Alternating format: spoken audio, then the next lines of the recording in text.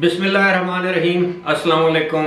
ابرار رشید آپ کی خدمت میں ایک مرتبہ پھر حاضر ہے، اور آپ سے درخواست ہے کہ اگر ابھی تک آپ نے اس چینل کو سبسکرائب نہیں کیا تو اسے سبسکرائب کر لیں، جو بیل آئیکن ہے اس کو ضرور پریس کیجیے گا۔ آپ کا بہت بہت شکریہ۔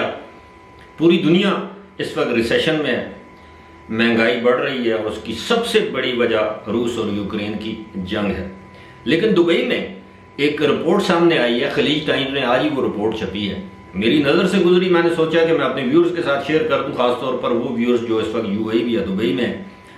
اور وہ صورتحال یہ ہے کہ جناب تمام ریسیشن کے باوجود یو اے ای میں اب بھی جو بڑی بڑی کمپنیاں ہیں وہ یہ سمجھتی ہیں کہ ان کو ملنے والے ملازمین امپلائیز کی تعداد کم ہے۔ اب وہ ایک دوسرے پر سبقت لے جانے کے لیے یا امپلائیز کو راغب اپنی طرف متوجہ کرنے کے لیے وہ طرح طرح کی مراعات کا اعلان کر رہی ہیں، اور اس کی دو وجوہات ہیں۔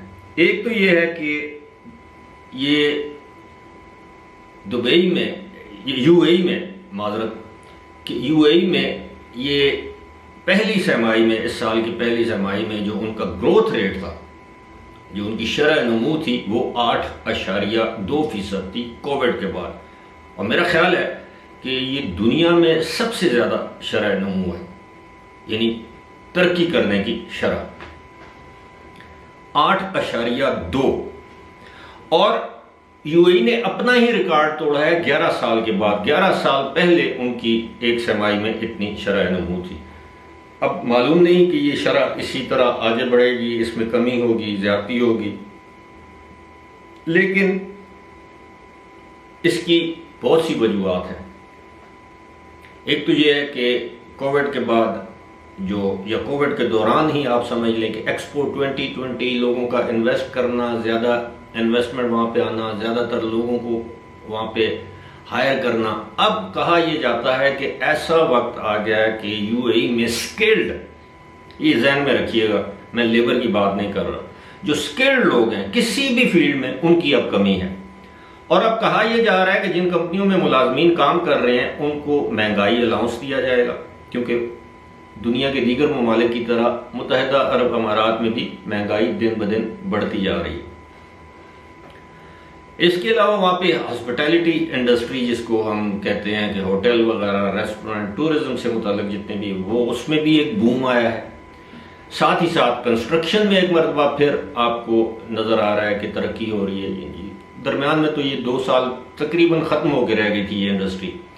تو اب وہ جو امپلائیز کمپنیوں میں کام کر رہے ہیں انہوں نے تقاضا شروع کر دیا کہ جناب مہنگائی کے تناسب سے ہماری تنخواہیں بڑھائی جائیں۔ تو اب کمپنیوں نے، جو بڑی کمپنیاں ہیں، تمام کی تمام، میں ایک کمپنی کی بات نہیں کر رہا، انہوں نے یہ فیصلہ کیا ہے کہ جناب ہم اب سالانہ جو ہے 5% تنخواہ بڑھائیں گے، اور اس کے ساتھ ساتھ وہ جو مہنگائی کا الاؤنس ہے وہ بھی بڑھا دیں گے، جس طرح فیول الاؤنس وغیرہ وغیرہ۔